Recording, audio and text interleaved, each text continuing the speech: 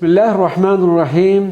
औलियाए झंग में मशहूर व मरूफ शख्सियत हज़रत सुल्तानुल आरिफ़ीन हज़रत सुल्तान बाहू का मुख्तसरन तज़किरा करते हैं। हज़रत सुल्तान बाहू रहमतुल्लाह अलैह का शुमार पाकिस्तान के जलीलुल क़द्र औलिया अल्लाह में होता है। आप एक अजीम सूफ़ी और साहिब करामात बुज़ुर्ग होने के साथ साथ एक बुलंद पाया शायर भी थे। आपने उर्दू, फ़ारसी और पंजाबी ज़बानों में शायरी की है और अबियात का एक अजीम ज़ख़ीरा आपकी यादगार है। मौज़ूए तसव्वुफ़ पर भी आपने कई किताबें तसनीफ़ फरमाई और जो कुछ भी तहरीर किया बातनी तौफ़ीक़ और ताईद रब्बानी से तहरीर किया। हज़रत सुल्तान बाहू रहमतुल्लाह अलैह ने यकम जमादी उस्सानी 1102 हिजरी में विसाल फरमाया।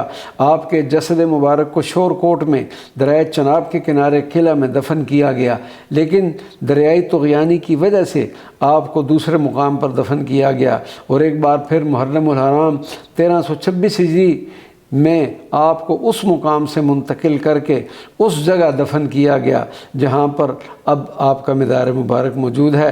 मज़ार मुबारक मरजा खिलाइफ है, मारूफ़ व मशहूर है और लायक ज़ियारत है।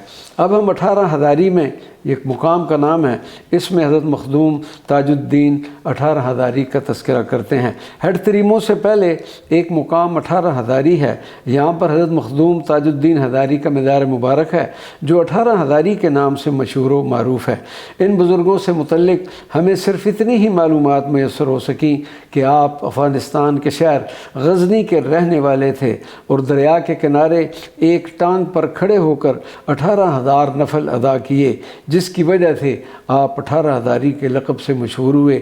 जिस इलाके में ये मज़ार मुबारक है वो इलाका भी अब 18 हज़ारी के नाम से मशहूर है और लायक ज़ियारत है। वमा अलैना इल्लल बलागुल मुबीन।